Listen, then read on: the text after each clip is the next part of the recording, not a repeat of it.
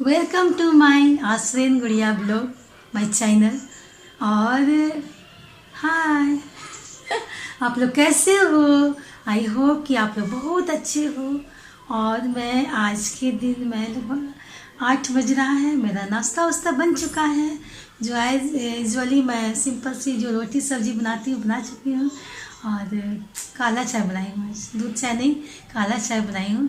तो मैं अब चाहती हूँ मैं जल्दी जल्दी ब्रेकफास्ट करती हूँ। और ये बताइए फ्रेंड्स कि आप लोग कैसे हो? आप लोग का ब्रेकफास्ट हुआ कि नहीं? आप लोग का गुड मॉर्निंग हुआ कि नहीं? हाँ, क्यों नहीं होगा ना, इतना दिन देरी हो रहा है तो गुड मॉर्निंग तो हो ही जाएगा ना। 8 बजे बोला किसका गुड मॉर्निंग नहीं होता, सबका गुड मॉर्निंग हो जाता है फ्रेंड्स। तो मैं इस समय कुछ बातों को करना चाहती हूँ, कुछ विशेष बातों को थोड़ा बैठ जाती हूँ फ्रेंड्स। तो मैं बताती हूँ फ्रेंड्स कि सच में ये जो हमारा इस कोरोना से सच में हम लोग बहुत परेशान हैं। हम लोग आए दिन किसी न किसी हमारे परिचितों के साथ में या हमारे अपने डियर्स के साथ, अपने नियर के साथ में, मतलब ये सब कुछ प्रॉब्लम हो रहा है, हम लोग देख रहे हैं। तो मैं आज एक ऐसी गर्ल्स से मिलाना चाहती हूँ, आप लोग उससे मिलो और आप लोग को अच्छा लगेगा कि किस प्रकार उन्होंने इस समय कोरोना के समय में उन्होंने अपने लिए क्या किया, कैसे किया, जबकि वो फैमिली से बिल्कुल अलग रहती है। तो आप लोग, मैं उसी का इंतज़ार कर रही हूँ कि वो आ जाए ताकि मैं इस वीडियो को शूट कर सकूँ और आप लोग को मैं इस वीडियो को दिखा सकूँ। मैं नहा ली हूँ, थोड़ा सा तेल ऑयली लग रहा है मेरा चेहरा फिस। मैं जो कुछ मैं लगाती हूँ सो मैं लगाई हूँ। कुछ मेकअप नहीं, कुछ नहीं, मेकअप नहीं, ऐसे मुझे मेकअप करना आता नहीं है। लेकिन हाँ, ऐसा नहीं है कि मैं कर सकती हूँ। नहीं करती हूँ ये बोलिए, चाहूँ तो मेकअप कर सकती हूँ, लेकिन उतना मुझे इससे अच्छा हमेशा नहीं लगता। कभी कभी मुझे मेकअप करना पसंद है। तो फ्रेंड्स ये बताइए कि आप लोग के ठंड का मौसम आ गया है तो परेशानियाँ तो बढ़ रही है। हालांकि मेरे यहाँ तो अभी गर्मी ही है। गर्मी मीन्स क्या कि हम फ़ैन चलाते ही हैं, बिना फ़ैन के नहीं रह सकते हैं। धूप तेज़ रहता है तो दिक्कत होता है। तो हमारे यहाँ आज अंतिम चरण का चुनाव था, मतलब हाँ वो ख़त्म हो गया होगा, ऑलमोस्ट 5 बजने वाला है तो चुनाव ख़त्म हो गया होगा फ्रेंड्स। तो अब देखिए कौन आते हैं हमारे राज्य को संभालने के लिए। देखते हैं, जो भी आए हम लोग को उनका साथ देना है हर तरह से। तो फ्रेंड्स चलिए मिल कर के हम लोग उस प्यारी सी, जिसको परमेश्वर ने अपने ही स्वरूप में बनाया है, उससे मिलते हैं हम लोग आज जाकर के। वो आने वाली है हमारे पास्टर्स के साथ में, और वो गए हुए लेने के लिए कि उनसे कुछ हम लोग बात करें, कुछ रिकॉर्डिंग करना था हम लोग को। इसलिए फ्रेंड्स मैं उस रिकॉर्डिंग को आप लोग को दिखाऊंगी कि कैसे उस बहन ने इस महामारी से निपटने के लिए, बचने के लिए क्या किया। कुछ बोलना चाहिए, फिजिकल बातें, कुछ स्पिरिचुअल बातें, हर तरह की बातों को हम लोग आज देखते हैं इस महामारी से निपटने के लिए। तो फ्रेंड्स तो आइए हम लोग इंतज़ार करते हैं उस गर्ल का, उस लड़की का, उस हमारी बहन का। ओके, तो आइए मेरे साथ आगे चलिए, उनसे मिलते हैं हम लोग। वो मेरे गेट पर खड़ी है और मैं जा रही हूँ। कैमरा थोड़ा सा बंद करती हूँ, मतलब वीडियो को पॉज करके, और मैं जाती हूँ उनसे, उनको लेकर के आती हूँ। ओके फ्रेंड्स, आप लोग मेरा इंतज़ार करिएगा और मेरे साथ इस वीडियो में बने रहिएगा। और अब तक आपने सब्सक्राइब नहीं किया है मेरे चैनल को तो प्लीज़ आश्रेन गुड़िया ब्लॉग को सब्सक्राइब कर दीजिए, लाइक करिए, शेयर करिए और कमेंट जरूर दीजिए, बताइएगा कि कैसा वीडियो आप लोग को चाहिए। ओके फ्रेंड्स, तो मैं फिर एक नई वीडियो को लेकर के मैं आपके सामने आऊँगी रोज़, है ना फ्रेंड्स। तो आपकी सपोर्ट और प्यार की आवश्यकता है फ्रेंड्स। तो मैं ओके फ्रेंड्स, मैं बहुत देरी नहीं करूँगी इस बात को बोलने में। यहीं पर आप लोगों का इस मतलब आगे मैं उस रिकॉर्डिंग को डालूँगी, जो मैं अभी रिकॉर्डिंग करने वाली हूँ उसको मैं डालूँगी। तो आप लोग प्लीज़ ज़रूर देखिएगा उसको, वो लाइव है। तो आप लोग खुश रहिए, मस्त रहिए और लाइफ में खूब तरक्की करिए, ही मैं प्रे करती हूँ गॉड से। और god bless you friends. Okay, bye, love you.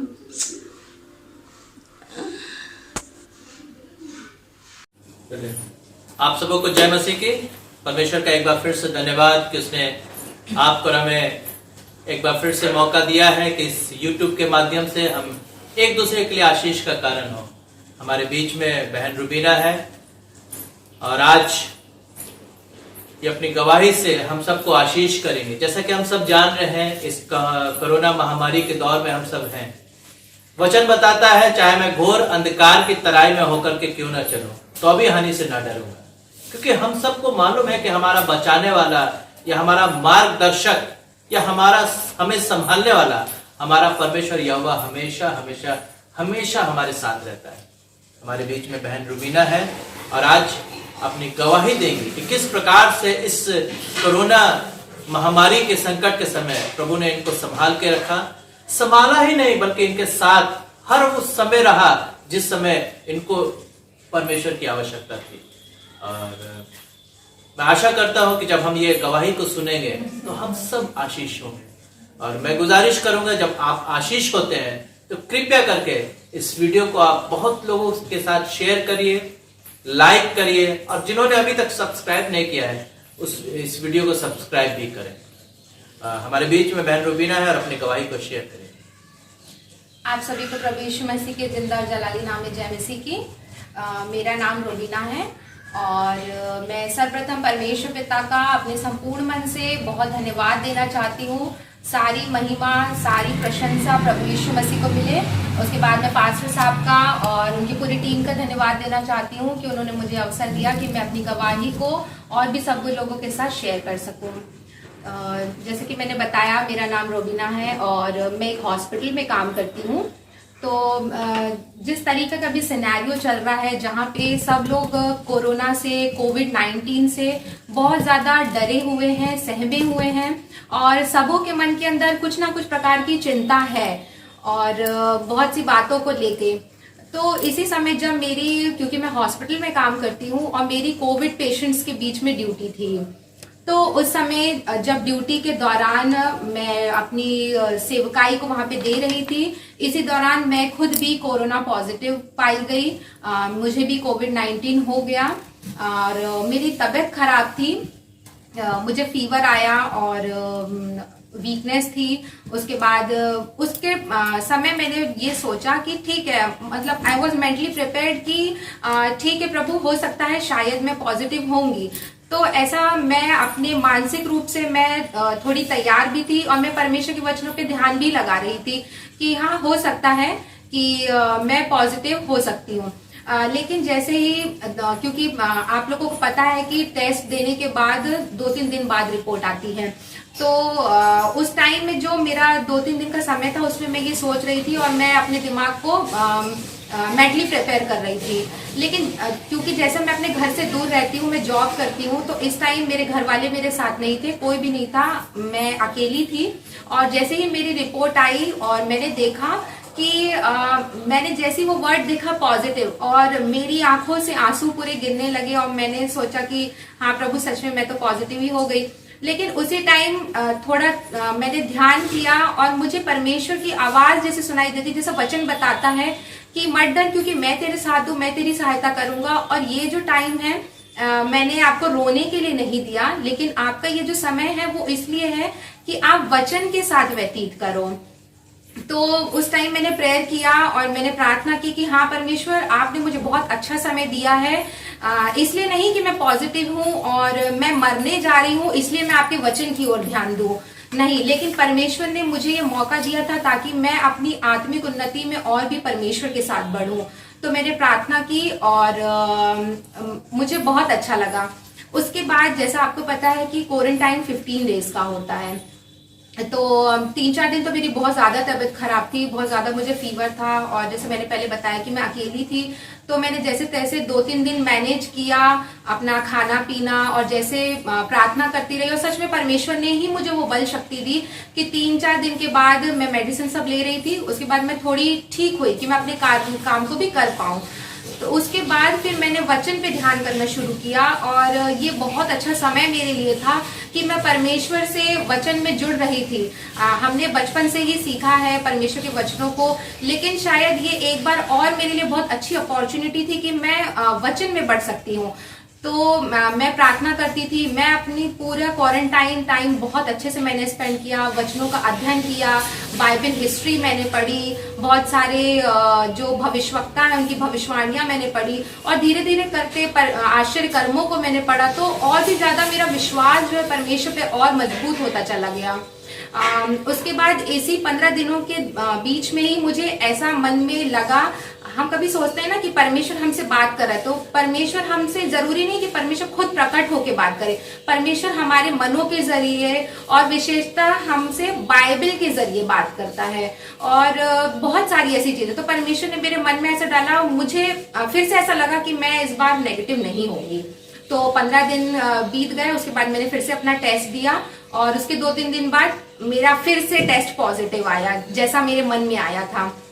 तो मुझे कहीं ना कहीं ये लग रहा था कि शायद परमेश्वर ही डाल रहा है मेरे मन में। लेकिन जब दूसरी बार मेरा टेस्ट पॉजिटिव आया, उस टाइम मैं थोड़ी और चिंता में चली गई, क्योंकि हम स्वाभाविक से इंसान हैं, हम ह्यूमन बीइंग है, तो हमारे मन में कहीं ना कहीं चिंताएं रहती है। और उस टाइम मेरे मन में फिर से थोड़ा सा डाउट आने लगा। तो मैंने पूछा, परमेश्वर सच में मैं ठीक होंगी ना या नहीं होंगी? फिर उसके बाद फिर से वैसा ही मेरे साथ हुआ। परमेश्वर ने बोला कि तुमको किस बात की चिंता है, कि तुम जियोगी या मरोगी। उसके बाद फिर मैंने मृत्यु के विषय में भी थोड़ा सा अध्ययन किया, मैंने वचनों में से देखा। तो सबसे सुनहरी और सबसे अच्छी बात जो मैं आज आपके साथ शेयर करने वाली हूँ वो ये है कि बेशक परमेश्वर निश्चित समय से हमारी परेशानियों को, हमारी बीमारियों को अपने निश्चित समय से हटा लेता है और वो हमें शक्ति देता है। लेकिन इस परेशानी के विषम परिस्थितियों के दौरान जो हमारा ध्यान रहता है, जो हमारी आंखें रहती है, क्या वो यीशु मसीह पे है, क्या वो सलीब की ओर है।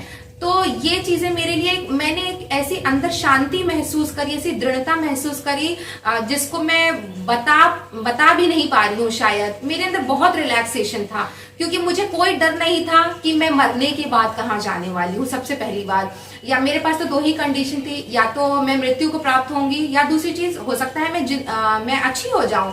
हो सकता है इसीलिए क्योंकि परमेश्वर निश्चित रूप से अपने समय से पूरा कर देते हैं। और मैं दोनों ही चीज में बहुत सेटिस्फाई इसलिए थी कि परमेश्वर यदि आप मुझे जीवित रखते हैं तो आपकी प्रशंसा हो जैसी हमेशा से है, और यदि मैं मृत्यु को प्राप्त होती हूँ तो भी मैं खुश हूँ, क्योंकि परमेश्वर मैं जानती हूँ कि मैं कहाँ जाने वाली हूँ। अभी आप सोच रहे होंगे कि मैं इतने डेडिकेशन के साथ कैसे बोल रही हूँ कि मैं कहाँ जाने वाली हूँ। तो ये सब वचन बताता है। वचन ये बताता है कि जब तुम, बहुत से सभी लोग अपने अपने दावे करते हैं, बहुत सारी फिलॉसफीज हैं हमारे इस दुनिया में, लेकिन जो परमेश्वर का वचन है वो सच्चा और अच्छा है। और केवल यीशु मसीह ही ऐसा परमेश्वर है, एकमात्र जिंदा खुदा, जिसने ना केवल ये दावा किया कि मैं मृतकों में से जी उठा, बल्कि उसको सिद्ध भी किया। और बहुत सारे ऐसे प्रमाण हमारे बीच में हैं यदि हम उसको सर्च करें और बाइबल में पढ़ते जाएं। और परमेश्वर ये बताया है कि मृत्यु तेरा डंक कहाँ रहा। तो प्रभु यीशु मसीह से मृत्यु से पूछते हैं कि तेरा डंक कहाँ रहा, मतलब कि प्रभु यीशु मसीह ने मृत्यु पर जय प्राप्त की है। और निश्चित तौर पे जो प्रभु यीशु मसीह पे विश्वास करता है तो जो उद्धार को प्राप्त करता है। उद्धार को प्राप्त हम कैसे करते हैं? जब हम अपनी गलतियों को मान लेते हैं, अपने पापों से अपनी पुरानी मनुष्यत्व को उतार देते हैं। तो जब हम प्रभु यीशु मसीह का अंगीकार करते कि हाँ परमेश्वर, तूने अपना बलिदान दिया मेरे गुनाहों के लिए ताकि मैं शुद्ध हो जाऊं, और तूने मुझे उन पापों से हटा दिया, और उसके बाद तूने मुझे नया जीवन दिया, ना केवल संसारिक रूप से बल्कि आत्मिक रूप से। क्योंकि वो बोलता है कि परमेश्वर ने जगत से ऐसा प्रेम किया कि उसने अपना एक लौता पुत्र दे दिया, ताकि जो कोई इस पर विश्वास करे वो नाश ना हो परंतु अनंत जीवन पाए। तो ये सिर्फ दावा पूरे विश्व में सिर्फ यीशु मसीह ने ही किया है, और ये जो वचन है वो बहुत सच्चा और बहुत अच्छा है। तो मैं जैसे जैसे इसको पढ़ती गई तो मेरे अंदर बहुत संतुष्टि थी कि हाँ प्रभु, मुझे पता है कि मैं मरने के बाद कहाँ जाने वाली हूँ। सांसारिक तौर पे मनुष्य मरने की बातों से डरता है कि नहीं हम तो मर जाएंगे, या मेरा घर परिवार का क्या होगा, या और भी बहुत सारी चिंताएं रहती है। या फिर हो सकता है कुछ संसारिक लोग हो सकते हैं कि वो मृत्यु को भी एक्सेप्ट करते हैं, जैसे कि ठीक है ना, देखा जाएगा क्या होता है, मृत्यु कुछ नहीं होता, जीना है मरना है ये तो लगा रहता है, ऐसा। तो कहने का ये मतलब है वो उतने चिंतित नहीं मतलब चिंतित भी हो सकते हैं या फिर नहीं भी हो सकते हैं, लेकिन जो एक सच्ची शांति और सच्चा अनुभव है, और ये सबसे अच्छा दावा कि मैं बनने के बाद कहाँ जा रही हूँ, ये बहुत ज्यादा सुकून देने वाली चीज है। तो मैंने यही सुकून को बहुत महसूस किया कि हाँ परमेश्वर, मैं जीऊं या मरूं वो तो तेरे लिए, जैसे पौलुस कहता है कि मेरे लिए जीना मसीह और मर जाना लाभ है। तो मैंने वही बात मेरे लिए भी लागू की, हाँ प्रभु मेरे लिए जीना मसीह और मर जाना लाभ है। तो मैं ऐसा करके मैंने ध्यान नहीं दिया मेरे बीमारी की तरफ। मैं दवा सब भी खाती थी, प्रिकॉशन सब लेती थी उसके बाद, लेकिन मैं वचन में बढ़ती गई और मैंने बहुत अच्छी शांति महसूस करी। और उस दिन से मैंने ये भी ठाना कि हाँ परमेश्वर, यदि आप मुझे नहीं बचाते हो तो भी आपकी प्रशंसा, और यदि आप मुझे बचाते हो तो मुझे क्या करना है। यदि परमेश्वर हमें बचाता है तो हमें से प्रत्येक विश्वासी का ये काम है कि हमें परमेश्वर के बारे में लोगों को बताना है, क्योंकि बहुत सी ऐसी जिंदगियां हैं, बहुत से ऐसे लोग हैं जिन्हें परमेश्वर के बारे में जानना है और हमें उसके राज्य के लिए काम करना है। और अंतिम बात ये बोल के खत्म करना चाहूंगी कि एक अविश्वासी और विश्वासी के बीच में ये ही सबसे बड़ा अंतर होता है। मैं जानती हूँ इसमें कुछ लोगों को ऑब्जेक्शन हो सकता है, लेकिन सच में यदि हम विश्वासी हैं तो हम यीशु मसीह को मानने वाले लोग हैं, और वही हमारा एकमात्र सच्चा ईश्वर है जो हमें अनंत जीवन प्रदान देता है हमारी गुनाहों से माफी के बाद। और हमारी गुनाहों से माफी हमें केवल प्रभु यीशु मसीह के लहू से मिलती है, जो उसने कलवरी क्रूस पे हमारे लिए बहाया था। तो ऐसा हमारा विश्वास है। और सबसे अच्छा अपनी विषम परिस्थितियों में जो परमेश्वर अपना रेस्टिंग टाइम हमें देता है, ये मेरा रेस्टिंग टाइम था। तो मैंने उसको चुना कि हाँ प्रभु, मैं इस अपने जीवन से तेरी महिमा करना चाहती हूँ, तेरे वचनों में बढ़ना चाहती हूँ। तो हमारे अंदर ये जो स्थिरता है वो कब आएगी? जब हम वचन को पढ़ेंगे। बिना वचन के हमारे जीवन में स्थिरता नहीं आ सकती, क्योंकि परमेश्वर का वचन ये भी बताता है कि मैं तुम्हें अपनी शांति देता हूँ, वैसी नहीं जैसा संसार तुम्हें देता है। तो परमेश्वर ने जगत पे जय पाई है यीशु मसीह ने, और वो उसने हमें भी अधिकार दिया है, क्योंकि परमेश्वर पिता का यीशु मसीह के द्वारा हमें अधिकार दिया गया है। तो मैं ये विश्वास करती हूँ कि हम सब, विशेषतः विश्वासियों से, कि वो प्रभु यीशु मसीह के पास आए और आप निरंतर वचन में बढ़ते रहिए, क्योंकि वचन में बढ़ने से ही आपके जीवन में स्थिरता और शांति और बहुत अच्छा विश्वास आने वाला है। और मैं सारी बातों के लिए फिर से परमेश्वर पिता का धन्यवाद देती हूँ कि उन्होंने मुझे चंगाई प्राप्त की और इस गवाही के लिए चुना, ताकि और भी जीवन बचाए जा सके। फिर से सबका एक बार बहुत धन्यवाद। Thank you. बहुत बहुत धन्यवाद सिस्टर रुबीना, कि आपने जैसे कि सुना कि किस प्रकार से प्रभु बहन रुबीना को अपने सामर्थ्य से या अपने बल से परिपूर्ण करता है। और सच में हम विश्वासियों को ये जरूरी है कि हम आत्मा में मजबूत हों, उसके वचन में। जब तक हम उसके वचन में मजबूत नहीं होंगे, हम आत्मा में मजबूत नहीं हो सकते। पौलुस अब फिलिपियों के पत्र उसके 4 अध्याय उसके 11, 12, 13 पद को, ये बहुत अच्छा पद है। जब मैं इस पद को पढ़ता हूं तो मुझे बहुत कुछ सीखने को मिलता है और मैं आशीषित होता हूं। 13वें पद में पौलुस इस प्रकार से कहता है, फिलिपियों के पत्र उसका 4 अध्याय उसके 13वें पद में, कि जो मुझे सामर्थ्य देता है उसमें मैं सब कुछ कर सकता हूं। चाहे मैं बीमार हूं, चाहे मैं बीमार नहीं हूं, चाहे मैं समस्या में हूं, चाहे मैं समस्या में नहीं हूं, लेकिन सामर्थ जब तक वो नहीं प्रदान करे तो हम कुछ नहीं कर सकते। और सामर्थ तभी हम प्राप्त कर सकते हैं जब आप और हम प्रभु में और उसकी शक्ति में बलवंत होते चले जाएंगे। हम विश्वासियों को यह जरूरी है कि हम आत्मा में मजबूत हों, उसके वचन में मजबूत हों, उसकी उपस्थिति में मजबूत हों। जब हम आत्मा में मजबूत होंगे, यकीनन वो आपको और हमें हर चीज का सामना करने में मदद करता है। हर चीज के सामना करके आप खड़ा होकर के उसका सामना कर सकते हैं। परमेश्वर का धन्यवाद कि परमेश्वर ने हम विश्वासियों को वो अपनी आत्मा से परिपूर्ण करने का वादा करता है। जिस प्रकार से हम अगर उत्पत्ति की पुस्तक में देखें, उत्पत्ति की पुस्तक में इस प्रकार से वचन कहता है कि परमेश्वर ने हम मनुष्य को उसकी समानता में बनाया है। हाँ, जिस प्रकार से परमेश्वर अनंत है, ठीक उसी प्रकार से आप और हम अनंत हैं। जरूरी है कि आप और हम उसके विश्वास में, उसकी आत्मा में परिपूर्ण होते जाएं। मैं आशा करता हूं कि जब आपने इस वीडियो को सुना है, देखा है, जरूर आशीष होंगे। और मैं एक बार फिर से रिक्वेस्ट करता हूं, जब आप आशीष हुए हैं तो जरूर इस वीडियो को लाइक करिए, कमेंट में आमीन रखिए सब्सक्राइब करिए और अपने दोस्तों और अपने रिश्तेदारों के साथ शेयर करें। आइए हम लोग प्रार्थना करें। प्यारे प्रभु, हम आपका धन्यवाद करते हैं एक बार फिर से सुंदर समय के लिए। हम विशेष तौर से सिस्टर रुबीना के लिए धन्यवाद करते हैं प्रभु कि आपने सिस्टर रुबीना को अद्भुत रीति से चंगा किया, अद्भुत रीति से अपने आत्मा में परिपूर्ण किया, अद्भुत रीति से प्रभु उन्हें और अपने वचन में बढ़ा रहे हैं प्रभु जी। प्रभु, ये प्रार्थना है हम में से जितने विश्वासी लोग हैं, हम में से जितने लोग जब इस वीडियो को देखते हैं, सुनते हैं और आने वाले समय में एक दृढ़ निश्चय लेते हैं कि वो आप में, आपके सामर्थ्य में, आपके वचन में बढ़ते चले जाएंगे। प्रभु, अपने मुख का प्रकाश चमकाइए और होने दीजिए कि हर दिन प्रभु जी हम विश्वासी लगातार आप में बढ़ने वाले हो सके। प्रभु जी, धन्यवाद करते प्रभु कि आपने प्रार्थना सुन लिया है।